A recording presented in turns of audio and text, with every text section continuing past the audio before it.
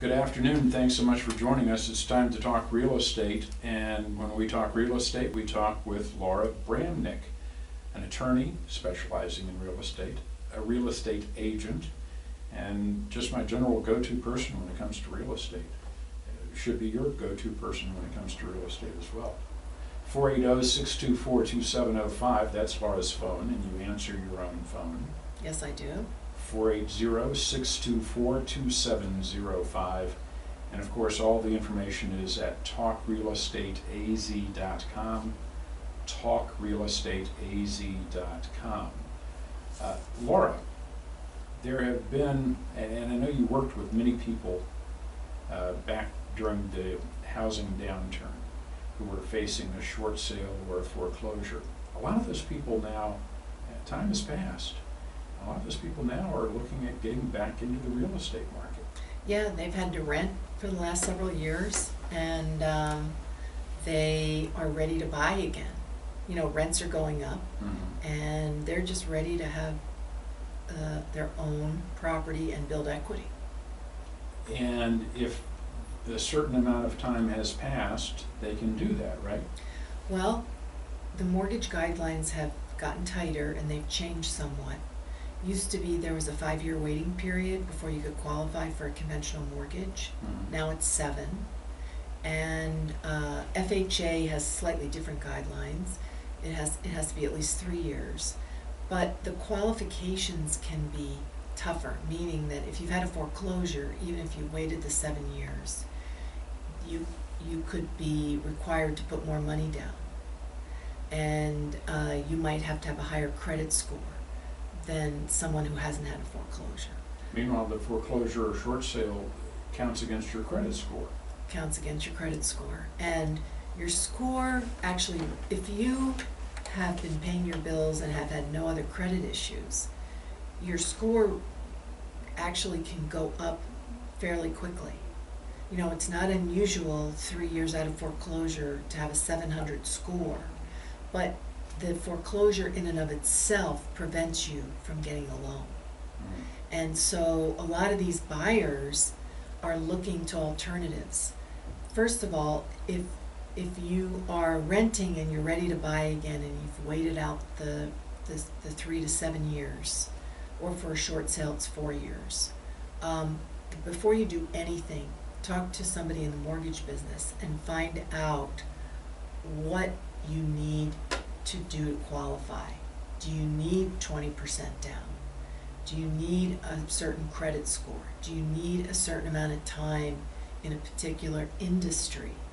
And that will at least help you get ready. The other thing is check your credit report. Make sure that there are no dings on there that shouldn't be there. Make sure that everything from the foreclosure is dated 7 years prior. Many lenders are very careless about this, and they put it on their books and on the credit report at a different time than it actually occurred, especially with second mortgages, where the lien may have gone away as a result of the first mortgage foreclosing. So you want to make sure that you have all that ready to go. And I get a lot of people call me because maybe they don't qualify yet for a whole variety of reasons, who are looking at lease purchases, who are looking at different types of seller carrybacks. And that's a whole different type of document, and it's a different type of loan. And I would say certainly if you're looking at that, make sure you do use a real estate attorney such as Laura Bramnick to navigate your way through those documents. One of the things I see most often is, let's say that somebody is renting and they really like the house they're renting, and their landlord comes to them and says, are you interested in buying it? Right. You know, I'm going to put it on the market, I'll give you the right of first refusal, and I'll even carry your mortgage till you can qualify. Right. Well, the biggest issue is if the landlord has their own mortgage, if their property is not free and clear, and they sell to you and you pay them a mortgage that covers their mortgage, that can trigger their due on sale clause. And so that leaves you vulnerable, that the landlord's original lender could call the loan due, and you could be out of your property before you know it, you know, because the lender can foreclose for that reason and that reason alone. So you just want to be aware of, it doesn't mean that that is traditionally called a wrap. Mhm. Doesn't mean it can't be figured out. It just means that we gotta realize what the situation is and draft a contract that covers that issue so that you're protected. Okay, but really it's going to start for most people with just understanding what their credit score is right now, and if they are going to be able to qualify, and if they do need some help in cleaning up the credit, can you assist in that process? Yeah, especially with lenders, because I find many lenders do not accurately report what happened Oh, I'm with shocked. the short sale, with the short sale or the foreclosure or the deed in lieu. And so it is important to get that fixed so that you can buy, because sometimes it is not a difficult fix. Sometimes it is, because sometimes lenders, they kind of ignore your requests, and then, you know, you have to kind of go up the chain.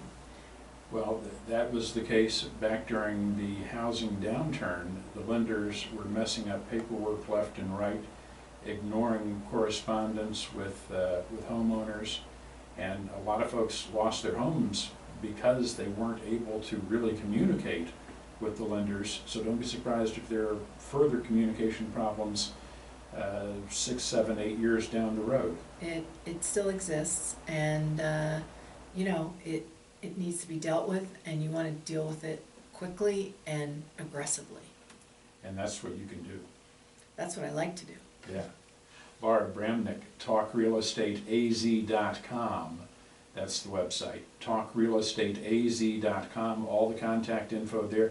A lot of good information on the website. 480-624-2705. 480-624-2705.